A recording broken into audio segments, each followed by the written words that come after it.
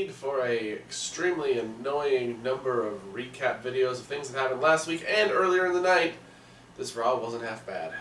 Yeah, we ended up skipping through a lot of just replays and reruns and all that shit, but the stuff in between was fairly entertaining. And plus, we knew half of what was going to happen tonight already, so we had stuff to look forward to. Yeah, essentially it was like, how many times do we need to mention the fact that Roman, Joe, and Braun got in each other's face? How many times Kurt Angle can reveal Jason Jordan as his son?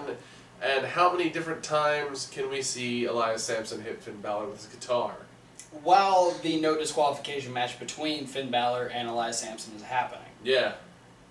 Unnecessary. But we opened up... It's like no DQ-ception. Right? We opened up with probably the best news for me. I'm excited for the idea. We are getting the Fatal 4-Way at SummerSlam. Brock Lesnar defends against Braun Strowman, Roman Reigns, and Samoa Joe. And I really like this idea because I feel like this is done for a very, very particular reason. And that is? That they want the Universal Championship on somebody who's going to be on the show on a regular basis, with also keeping Brock Lesnar looking strong so he doesn't have to get pinned to lose the belt. So you think Lesnar's dropping the belt? I think that there is a very good chance that Lesnar's dropping the belt between now and between SummerSlam. No, at SummerSlam, not between anything. I'm fucking tired. At SummerSlam.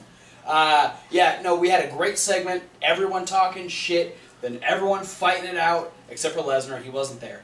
But we had security guards getting thrown around. We had Joe Strowman. We had one security guard fucking get beeled over the top rope and just smack dab right in front of the entrance ramp. They brought up NXT security guards, and Strowman had his way with them. Yes. And then it was after that Kurt got the rest of the roster down. And of course it was Carl Anderson and the Revival with Goldust. They were the first ones down there. They started trying to separate people. Then Gallows, and we had Apollo Crews and Titus O'Neil and Heath Slater and Rhino and R-Truth showed up. All kinds of people. people. Even the tag team champions. Yeah. Who weren't wrestling that night. No, they just watched a lot of people wrestle.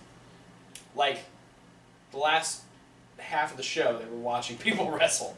Well, they're probably watching the whole show, I imagine. Possibly. But yeah, so I'm excited, and we're going to get all three challengers in a triple threat next week for Raw. Yeah. So, hey, look at that. We're building again for next week's Raw. And we're not only building for Raw, but we're also building for SummerSlam. Yeah. Holy shit, it's like it's a new idea. Then we had the no disqualification match between Elias Sampson and Finn Balor. Finn ran the gamut on Elias Sampson for the first half of this match. Yeah. And then Elias Sampson got a little bit of return. Yeah, well, Finn had the K-tape all over his shoulder. Yeah. Which might as well have just like the words punch here. Yep. Scribbled all over your arm. Hit me, I'm hurt. And it was a no DQ match. They didn't do a whole lot of no DQ stuff. No, they brought the chair into play a couple times. That was about it. I think it was good to just let them get frustrations out, fight on the outside a little bit. Yeah. Get beeled over into the timekeeper's area a little bit. It was a nice, solid, hardcore match without overusage of weapons. But Finn does end up getting kind of the last little bit here. Hits the shotgun drop kick a few different times. Yeah, he did it once on the outside, and fucking Samson sold the ever-loving shit out of it. Yes, he did. He, went back 4 feet to the barricade. Yeah. And he just got, the hesitation drop kick in the corner. Then he stood up, got the drop kick in the corner again. Finn hit the coup de grace, and then Bray Wyatt came out, hit the Sister Abigail, and Elias Sampson won the no disqualification match. Kind of like we said it was going to happen last week. Yeah. But at least now we know Sampson looks strong. Finn gets to move on to a new feud. I like the spot we have Sampson in. I hope they keep doing stuff with him and he doesn't just drift away.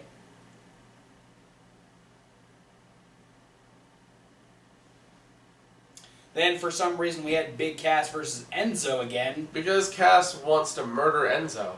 That's why. Enzo... Cass isn't going to be happy until Enzo's off the roster. Big Show tried to talk Enzo out of it. Enzo said, "No, I'm cool, man. I'm gonna go show him I'm a big boy." And then Cass fucking ruined him. My favorite part is when Enzo was walking towards the ring, the commentators were like, "Oh, and here comes Enzo. He's on his way. He's getting ready for a big..." And then Big Show popped up. And he's like, "Ha! I bet he didn't expect Big Show to show up there." Yeah. Michael Cole inadvertently segued what happened on the screen. And then after Cass beat Enzo, he was about to like do a little bit more roughhousing with Enzo. Big Show came out. Cass, for an unnecessarily long time, beat up Big Show. I had an appreciation for Cass's approach to the Big Show. Okay.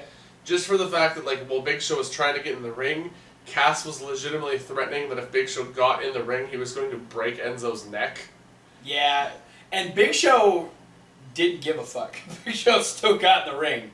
And then Cass threw Enzo at Big Show, and that was enough of a distraction for Cass to just fucking destroy Big Show. Yeah. And give him 12 Empire elbows. Apparently, he throws a mean big boot now. Because the one on Enzo looked good, but he dropped the Big Show. Apparently, he dropped the Big Show with one fucking big boot. He did. It was pretty impressive. Don't steal Sheamus's gimmick, okay? That's the only thing. That's really the only thing Sheamus has got going for him is that kick. Cass, let him have the kick. Leave it alone. He's got the kick and Cesaro. Kevin Hawk had the unfortunate duty of watching Emma get completely smushed by Nia Jax. She got herself into a situation. Yeah. Oh my god. I love the way she got herself into it, though. Yeah. No. Emma is frustrated with her spot on Raw, and vented a little bit of her frustration to Kurt Angle. And thought that the only way that she could get noticed on Raw, since she can't do it in the women's division, is maybe dating Jason Jordan. Oh, snap. And then Kurt's like, well, if you want to prove yourself, you can have a match against Nia Jax. And she got smushed, literally. Yeah, it wasn't just like a squash match. It was Emma got squashed because Nia Jax finished her off with a rolling senton. What? Out of the blue. It shocked the shit out of everyone. All the commentators went, whoa, at the same time. And then she just kind of stood up out of it like nothing out of the ordinary happened. Yeah, Nia just looked around like, what? I do that all the time. Then she pinned Emma and then the match was over. It was a whole whopping 3 minutes and then squish. And that was it. Yeah, not a good night for Emma. I'd be more disappointed if it wasn't so fucking impressive. Right? Then we had a situation where Akira Tozawa challenged Ari Daivari to another match after what happened post their match on 205 Live last week. Titus, looking out for Akira Tozawa, got the match canceled, and Tozawa was having none of that shit.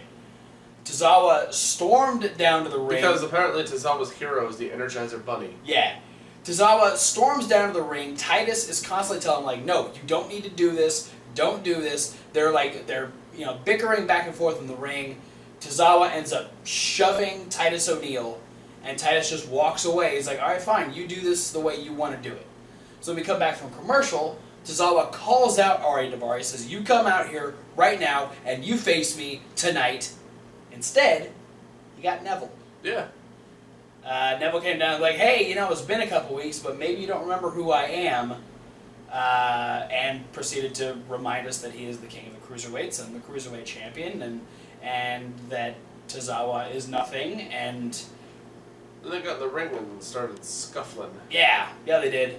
Tozawa ended up winning the scuffle against Neville because he ended up hitting the top rope senton, but then Ari Daivari came in, did the damage to Tozawa, ended up hitting his little underhook lariat, and then went after Neville. Yeah, and he hit the same hammerlock clothesline on Neville. And now he's got a match against the Cruiserweight Champion tomorrow on 205 Live. Yeah, Daivari. Doing big things like that. Yeah. And this isn't even just saving people real good in a 6-man tag. Which he's really good at. Which he's really, really good at. That was the one thing he was really good at. Gets you places. Now he's really good at getting matches against the Cruiserweight Champion by just dropping him with a lariat. Yeah, no, I just kind of... It's an exciting thing to, like, note that, like, these are two guys who you never think are going to cross paths until one of them would have a babyface turn. Right. And just the fact that, like, it's so anti-WWE to do heel versus heel like this. It's like they do it very sporadically and in like the weirdest moments, and then you're just like, whoa, okay, cool, we'll go this direction instead, and it's kind of like the weird moment we had tonight on Raw with the Club versus the Revival. Yeah, we'll skip forward a little bit here. Heel versus heel tag team. I mean, and this is all stemming off the fact that Revival was doing an interview talking about all the cool stuff they've done since they got to Raw. They beat up the New Day, sent them to SmackDown. They have, made a statement in the tag team division. They made the Hardys irrelevant. That's what they're doing. The club's like, listen here, we beat up the New Day first. That's true. Last week, we beat up the Hardys first. That's also true. And Dawson, we were bald first. Which, that might be true. I don't know how long Dawson's been bald, nor do I know how long Anderson's been bald. But I digress. This turned into just a heel tag team match. Yeah. That's all it was. And it was good. Yeah. It was very enjoyable to watch these two teams, like, try and out-heel each other. Mm-hmm. And then the weirdest turn in the whole thing, the match itself was fantastic. The weirdest turn is that the biggest heel move was pulled by the Hardy Boys. Yeah, because they just decided to come out in the middle of the match with their theme and everything. And what I love is, like, both of the teams in the ring, though, wanted to be the ones to fight the Hardys. Yeah. Because, like, the Revival were in the ring, and then the Hardys come out, and then frickin' Gallows and Anderson each grab one and toss them out opposite sides of the ring, and they're like, come on, Hardys, come on. Yeah. And then the Revival get back in, and they toss Gallows out of the ring, and then sneaky Revival shatter machine on Carl Anderson, sending him back to his hot Asian wife. Which isn't a bad thing, because No, she's hot. good consolation prize. So yeah, Revival pick up the win, but then they get their asses handed to them by the Hardy Boys. They do avoid the Swanton. It's totally not fair. The Revival just had a match.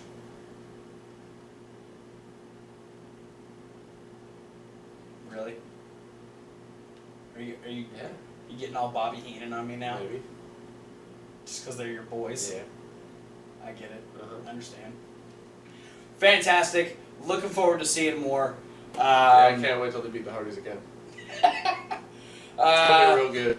Jason Jordan beat Kurt Hawkins with a lifting neck breaker. And he's going to be on Miz TV next week. What I appreciated was that, and this is another thing, like, in American Alpha, Jason Jordan was very intense. Mm-hmm. Jason Jordan was very intense in this match as well, but him being in the ring by himself in this match made me realize that Jason Jordan has a very kind face. Oh yeah. And when he's making angry faces, it looks so unnatural on him. What it is he doesn't have that extra baby face of Chad Gable to be like, look how nice this guy looks and look how fucking insane this guy looks. Yeah. When Jordan's the only one there, you're like, dude, you'd high five me even if you didn't know me. Don't make these angry faces. At one point, he made like a face, and I immediately went like, oh, he looks like Psycho Maven. Oh yeah. No, he's a guy. I mean, until he learns to make a legitimate mean face, he's not intimidating anyone. No. That being said, though, he's still good at throwing people. Well, yeah, I don't doubt that he's ever gonna lose the ability to just huck people over his head, but you're gonna have to do more than just your shtick from American Alpha for me to care about you as a singles guy. Because your shtick in America Alpha was good because there was something else to add to it. Lift the neck breaker's cool. I think he needs to do a drop kick. Did he drop kick? I don't think he drop kicked on this match. I think he throws a good drop kick. He throws a fucking good drop kick. Throw a drop kick. Reminds me of young Randy Orton drop kicks. Yeah. Randy Orton was good at drop kicks. Not so much anymore. Doesn't really do drop kicks. He doesn't do them very often anymore, but when he does, I really appreciate it. Then we had our number one contenders match, Bayley versus Sasha. Who's going to face Alexa Bliss at SummerSlam? Alexa Bliss had some words early on saying she doesn't really care who she has to face. She's just looking forward to this friendship falling apart. Yeah, calling them Team Gag Reflex. Yeah. Gross. And Corey wants to put it on a t-shirt. Yeah, I mean, well, that's all good and well, Corey, but you're going to get a lot of looks if you're walking around wearing a t-shirt that says Team Gag Reflex. Yeah, you are. And Bliss, by the way she was saying the friendship was going to fall apart, she seemed very confident that Sasha was going to be the one to win. Because she said Bayley was going to be stuck at home with her deflated Bayley buddies and watching her friend fail just like she did at Extreme Rules. She was very adamant about putting down both women. Yes. And then we actually had Sasha and Bayley kind of have their own little thing where it ended with, may the best woman win, and Sasha went, you're right, she is going to win, and like flipped her hair and walked away in a very bitchy manner. Yeah. And then Bayley and Sasha fucking just magic again. These two can't have a bad match, and it's... They probably could. I mean, they could, but it would still be pretty good. Yeah. This match was great. It was exactly what it needed to be. You had Alexa Bliss on commentary, giving her thoughts on the whole thing. Lucky commentary. Right. I've never wanted to be Booker T so much. She was right there. But anyway. Yeah. I have dreams about being a rolling chair. What about the Women's Championship? Maybe. You get dropped a lot if you're a championship, though. You get people slammed into you when you're in a wheelie chair. That's okay. And you get dude asses on you if you're in a wheelie chair. Maybe. I'm just like the extra wheelie chair. You get all the asses. I just get like, random every couple of weeks. Somebody sits on me. The rest of the time I just watch from the shadows. Inconspicuous. Biding my time. Alright, this is getting real creepy. I'm gonna murder all the other chairs. Moving on. Fantastic match all the way through. Great back and forth. Some great false finishes. All the other chairs. Sasha, putting on the bank statement and Bayley being able to get out of it. Blocking the belly to Bayley. And then eventually Bayley was going for a superplex. And Sasha was able to kind of like front suplex her off. Went and hit a frog splash a la Eddie Guerrero. 1, 2, Bayley kicks out and is able to roll the pin over. And then do a clutch pin and defeat Sasha Banks. So Bayley is getting another shot at Alexa Bliss at SummerSlam. And they were both so tired that they couldn't stand up before the commercial break. Yeah. They just sat there and looked at each other. Pretty much. And Bliss walked up to the ring and stared at Bayley. made faces. And then walked away. All the other chairs will die. Moving on. We had our main event, which was the 3-on-2 handicap match. Miz and the Entourage taking on The Shield. The partial reunion of The Shield. Oh my they God. Put that over so hard. Yeah. The first time in 3... I mean, that's what you could have said. You don't have to be the partial reunion of The Shield. Make a big deal that this is the first time in 3 years that Seth Rollins and Dean Ambrose have teamed up together. Yeah. That's all you got to say. I mean, you don't have a whole lot to say about this match. It was good. Yeah, what I really enjoy is seeing Curtis Axel and Bo Dallas beating up on 2 of the top singles wrestlers on Raw. It helps to be a crony sometimes. It does.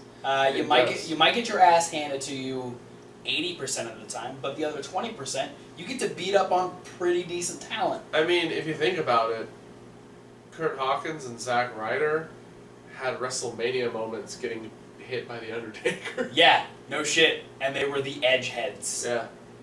That's saying something.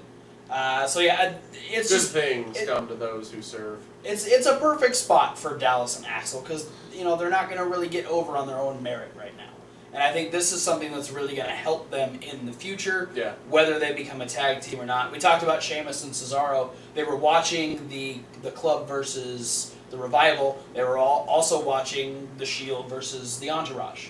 Yeah. So maybe potentially we're going to see Dallas and Axel be considered a tag team outside of just teaming with The Miz. Maybe we're going to see more of Ambrose and Rollins. We don't know. But Sheamus and Cesaro we're watching. Yeah, second week in a row, though, that's all they did. Yeah, why aren't the tag team champions, doing things? I don't know. In 2 weeks, here's what's going to happen. In 2 weeks, we're going to get a triple threat match between the Hardys, the Club, and the Revival. And the winners are going to face Sheamus and Cesaro at SummerSlam. Yep. But don't make it a fatal four-way because we're already doing that with the Universal title. Every Raw brand match is going to be a fatal four-way. Shut up.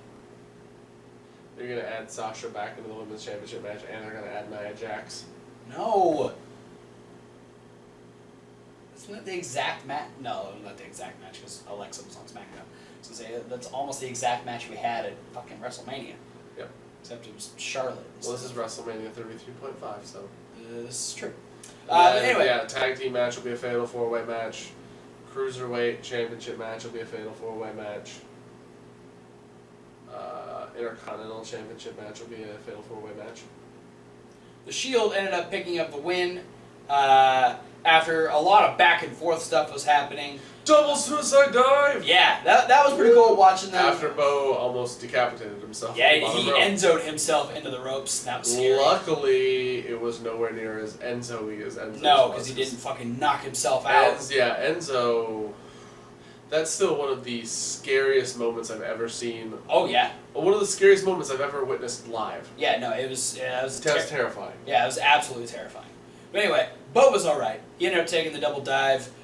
Miz ended up scooting out of the way of the dive, got back into the ring, attempted to hit a second skull-crushing finale on Dean Ambrose, but caught a glancing knee from Seth Rollins off the top, got hit with Dirty Deeds, and the Shield picked up the win, had a couple of bro hugs. Then Seth tried to do the Shield fists in, and Dean's like, nah, I'm cool.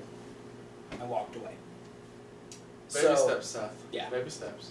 Seth just really wants to make it up to Dean Ambrose. Yep. But Roman Reigns can fuck off. Yeah. No, I'm just waiting for in my head I saw the whole Shield reunion and it's just Seth's hand in and Dean's hand in, and for some reason when Roman puts his hand in, it's just a full-sized ambulance. That's possible. I don't know. I think this is stemming from a weird fantasy in my head where it's Braun versus Roman Reigns and it's being advertised as the ambulance match, but really it's just them in Rock'em Sock'em robots with ambulances for fists.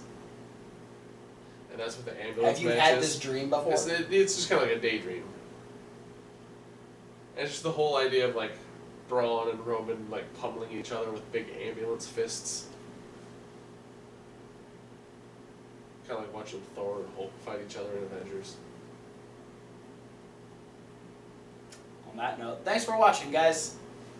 Don't forget to like, comment, subscribe. Click the links. There's a lot of links. Check out the podcast. That's one of the links. Check out Reasonable Wrestling Fans. It's reasonable to W. Like wrestling. We're having 2 punishment videos pop up later this week. Yeah. Look forward to those. Look forward to a third one too, because I'm going to be walking all over some stuff that is going to be uncomfortable on my feet. And if you want to know how we got to that point, go back and check out our Battleground review. Yeah, I bet it's in the playlist. It is. But for now, guys, thanks for watching. We'll see you at whatever video you decide to watch next. There can only be one chair.